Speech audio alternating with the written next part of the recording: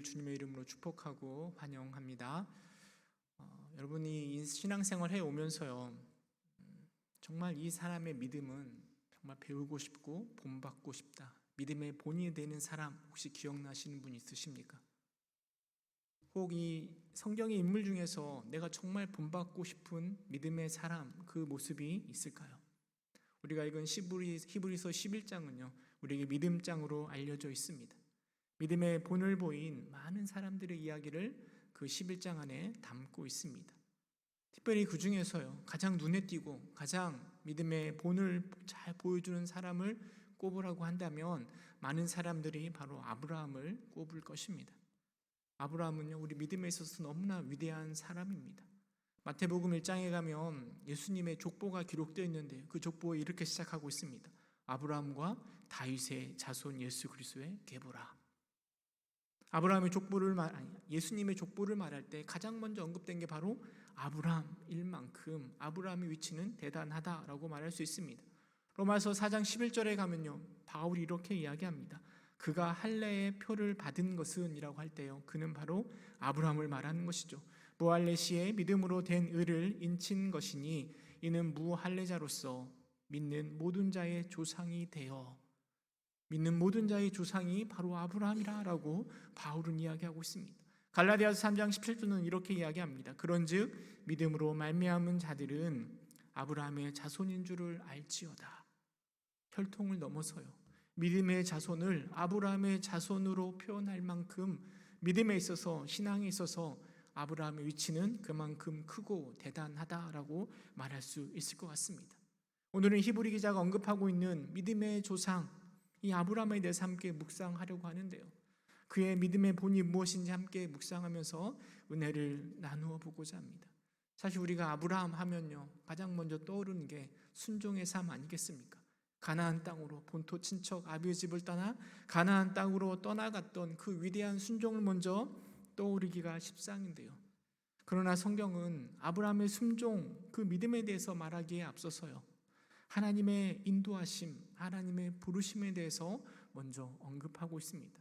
저희 남포교회 박영선 목사님이 책을 썼는데요 그 책 이름이 하나님의 열심이라는 책입니다. 제가 청년 때 참 은혜롭게 많이 읽었었던 책인데요 그 책에 보면 이렇게 이야기합니다. 아브라함이 정말 믿음이 뛰어나서 하나님 앞에 순종함으로 가나안으로 나아간 것이 아니라 하나님의 열심, 하나님이 그냥 계속 쪼르고 설득하고 붙드셔서 아브라함이 아브라함 되었다라고 말하고 있습니다. 아무것도 모르는 철부지 어린아이와 같은 아브라함을 부르시고 설득하고 인도하셔서 믿음의 조상으로 아브라함이 설 수 있었다라는 것이죠. 그런 아브라함의 모습을 스데반은 설교하면서 이렇게 표현하고 있습니다. 사도행전 7장 2절 말씀인데요 스데반이 순교하기 마지막 바로 직전에 한 설교의 시작이 이렇게 시작하고 있습니다. 중간쯤부터 보면요 우리 조상 아브라함이 하란에 있기 전 메소포타미아에 있을 때에 영광의 하나님이 그에게 보여, 아브라함이 순종을 나기보다는 먼저 하나님께서 그에게 보여주셨다라고 스데반은 이야기하고 있습니다. 아브라함이요 처음에 머물렀던 곳은 메소포타미아의 갈대아 우르라는 곳에 머물러 있었습니다. 그런데 하나님께서 그곳에 나타나셨어요. 그래서 내가 지시한 땅으로 고향과 친척을 떠나 가라라고 말씀하셨습니다. 그 영광을 바라보고 아브라함이요 아버지에게 말하고 그 갈대아 우르를 떠나긴 했습니다. 근데 바로 가나안 땅으로 가진 못하고 그 문명을 따라 맴돌다가요 하란이라는 곳에 머물러 있었습니다. 근데 하란에 머물러 있다가 아버지 데라가 죽고 나자 하나님께서 다시 아브라함에게 찾아가시는 것입니다. 그리고 아브라함에게 설득하시는 거예요. 창세기 12장 1절 너는 너의 고향 친척과 아비의 집을 떠나 내가 내게 보여줄 땅으로 가라라고 또 부르시는 겁니다. 이처럼 하나님께서 아브라함을 설득하고 부르시고 가자고 계속 말씀하셔서 아브라함의 마음 가운데 그 하나님의 부르심에 순종하여 가나안 땅으로 나아가고 있는 것이죠. 그런 아브라함의 모습을 히브리 기자는 8절에 이렇게 표현하고 있습니다. 믿음으로 아브라함은 부르심을 받았을 때 순종하여 장래의 유업으로 받을 땅에 나아갈새 갈 바를 알지 못하고 나아갔다라고 이야기합니다. 하나님의 부르심이 있었고요. 그 부르심과 설득 가운데 아브라함이 순종으로 나아가고 있는 것입니다. 그래서 저는 이 아브라함의 순종을 살피기 전에 이 하나님의 부르심에 대해서 우리가 먼저 생각해 보기를 원합니다. 여러분, 왜 하나님은 아브라함을 부르셨을까요?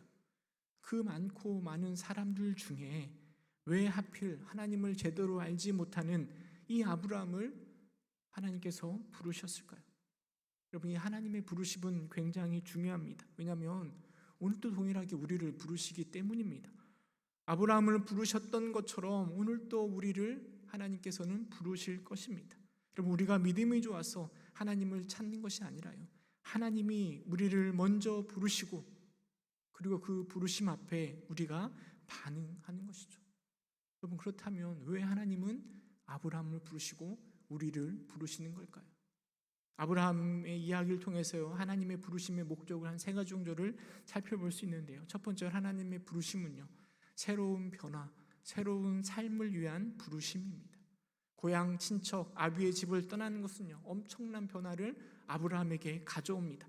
익숙한 것을 떠나 낯선 것으로 나아가야만 하고요, 지금까지의 삶 가운데 경험해 보지 못한 완전히 새로운 삶으로 나아가는 것을 의미합니다. 그게 바로 하나님의 부르심의 모습입니다. 뿐만 아니라 성경은요, 아브라함이 갈대아 우르에서 하던 일이 바로 우상 숭배일이라고 기록하고 있습니다. 여호수아서 24장 2절에 보면 이렇게 이야기합니다. 옛적에 너희의 조상들 곧 아브라함의 아버지 나홀의 아버지 데라가 강 저쪽에 거주하여 다른 신들을 섬겼으나라고 기록하고 있습니다. 아브라함이요, 그 갈대아 우르에서 아버지와 더불어 우상을 섬기고 또 우상을 만드는 일을 했다라고 흔히들 이야기합니다. 그럼 하나님의 부르심은요, 익숙한 삶에서의 완전한 변화된 삶으로의 부르심일 뿐만 아니라 우상 숭배의 자리에서 그 자리를 떠나 이제는 참되신 하나님께로 돌아서는 변화를 위하여서 우리 하나님은 부르시고 계시는 것입니다. 하나님은 대단한 사람, 정말 잘난 사람을 부르시는 것이 아닙니다. 오히려 부족한 사람을 세워 위대한 사람으로 만드심으로 영광을 받으시는 분이 우리 하나님이십니다. 아브라함을 부르시는 그 하나님의 모습이 그러합니다. 우상 숭배자였잖아요.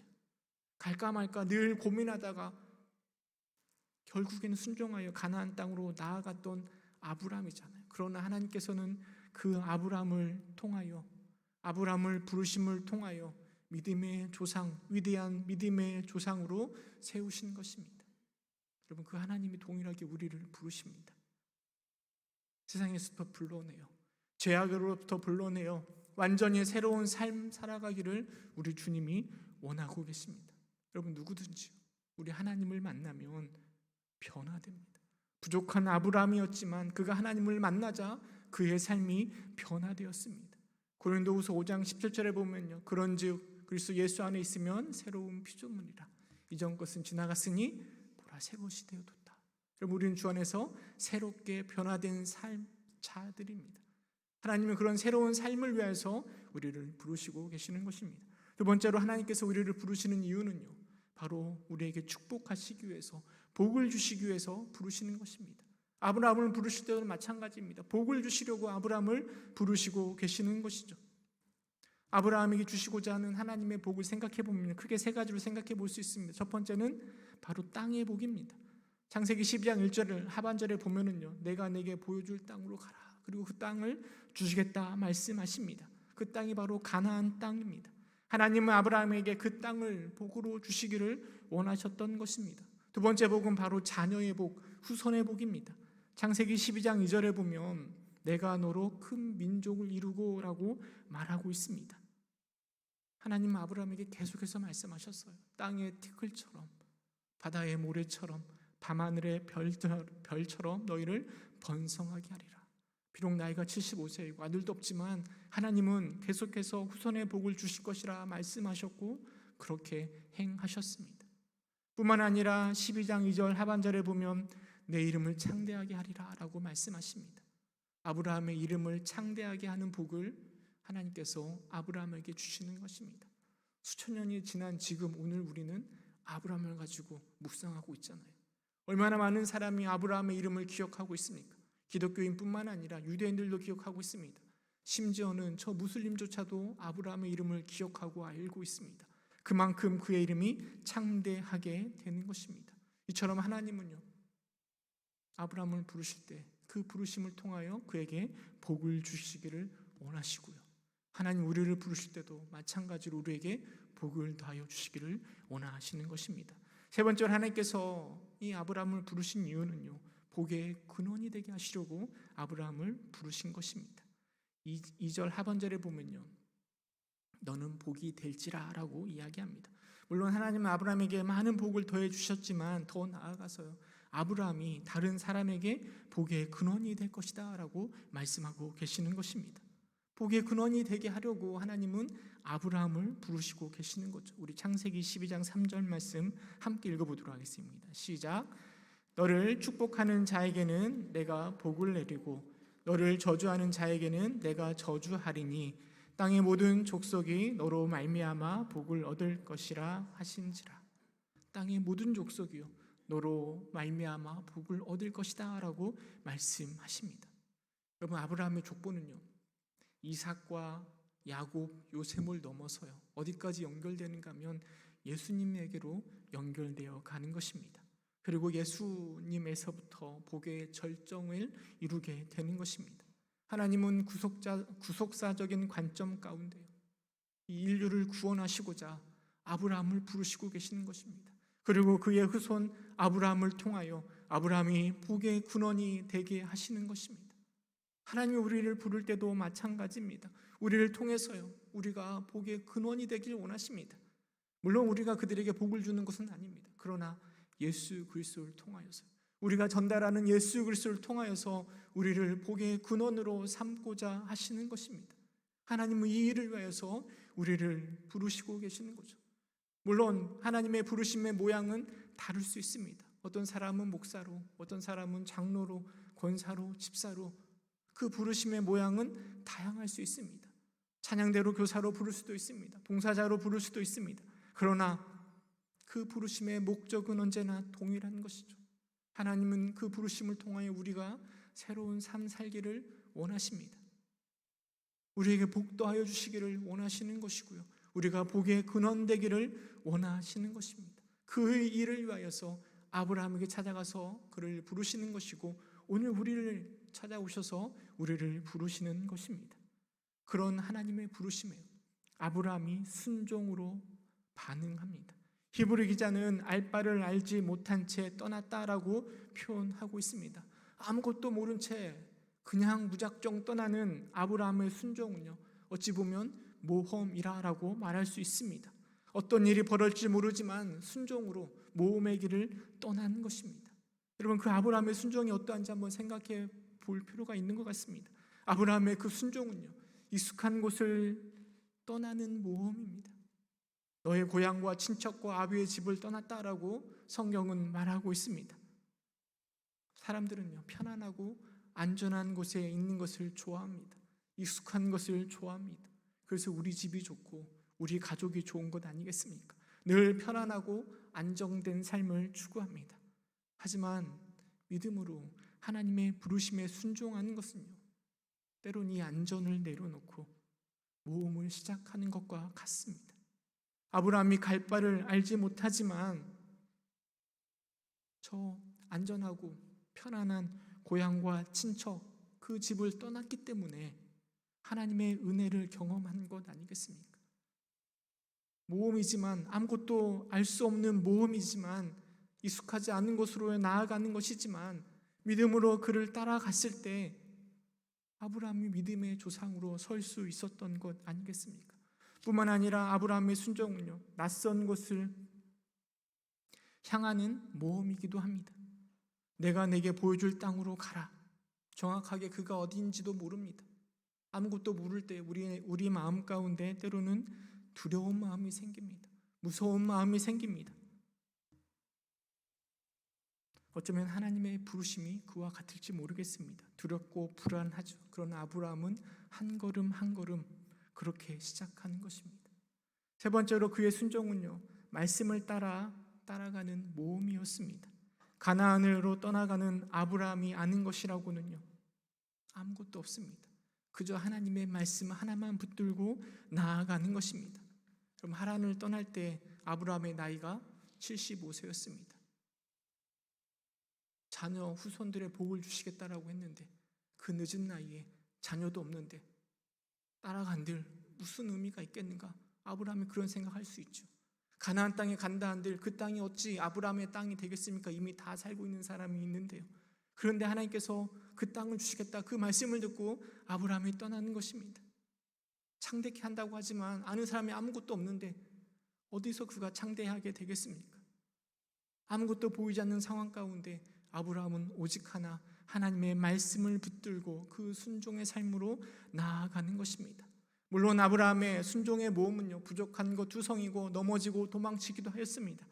하지만 하나님께서는 그 아브라함을 붙드셨고요, 그 아브라함의 결국은 영광스러운 믿음의 조상으로 우리에게 이름을 알고 있는 것입니다. 저는 이 아브라함의 순종 그리고 하나님의 부르심이요, 우리랑 거리가 먼 상관없는 누군가의 이야기가 아니라 오늘 나의 이야기로 여러분들이 받아들이기를 간절히 소망해 봅니다. 왜냐하면 하나님은 오늘도 우리를 부르시기 때문입니다. 오늘도 하나님은 우리를 부르십니다. 분토 친척 아비의 집을 떠나 내가 지시한 땅으로 가라. 죄악의 자리를 떠나 그 믿음의 자리로 가라. 복의 자리로 가라. 복의 근원의 자리로 가라. 오늘도 우리에게 말씀하고 계시는 것입니다. 그 하나님의 말씀을 따라 순종하는 것은요, 때로는 내가 좋아하는 것들, 익숙한 것들을 내려놓아야 할지도 모릅니다. 때로는 아무것도 모르는 피곤하고 날 힘들게 하고 귀찮게 하는 일일지도 모릅니다. 그러나 여러분, 믿음으로 순종하며 나아갈 때 지금까지 경험해 보지 못했던 하나님의 놀라운 은혜를 경험할 수 있는 것입니다. 아브라함이 가나안 땅으로 들어갔기에 애굽에서 나를 지켜주신 하나님을 만나는 것 아니겠습니까?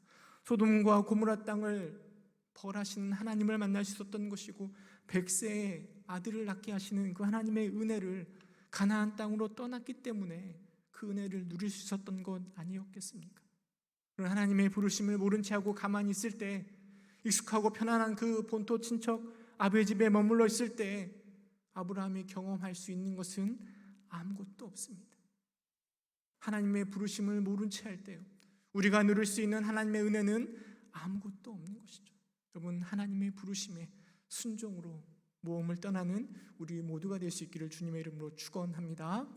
여러분, 히브리 기자는요, 믿음으로 모험을 떠나는 아브라함의 모습을 9절에서 이렇게 언급하고 있습니다. 우리 히브리서 11장 9절 말씀 함께 읽어보도록 하겠습니다. 시작. 믿음으로 그가 이방의 땅에 있는 것 같이 약속의 땅에 거류하여 동일한 약속의 유업으로 함께 받은 이삭 및 야곱과 더불어 장막에 거하였으니. 본문을 보면은요, 아브라함은 순종함으로 가나안 땅에 들어가서 살았습니다. 그런데 그 땅에서요, 이방인의 땅에 있는 것처럼 약속의 땅에 거류하였다라고 언급하고 있습니다. 이게 무슨 말일까요? 저는 말씀을 묵상하면서요, 아브라함의 그 모습이 사실은 잘 이해가 되지 않았습니다. 왜냐하면 이 가나안 땅에 들어온 아브라함은요, 하나님의 은혜 가운데요, 큰 부자가 되었습니다. 많은 것을 누리는 사람이 되었습니다. 그렇다면 이제 이 가나안 땅에 땅도 사고 좋은 집도 짓고 갈대아 우리에 살았던 것처럼 그곳에 잘 정착하며 안전하게 살면 될 것 같은데요, 히브리 기자는 아브라함과 이삭과 야곱과 더불어 장막에 거주하였다라고 이야기합니다. 이방 땅에 거하는 것처럼 그냥 장막에 거하였다라고 말하고 있습니다. 장막이 언제 사용됩니까? 평생 살 집을 우리는 장막으로 만들지 않습니다. 장막을 누가 쓰는가 하면 나그네가 쓰는 것 아니겠습니까?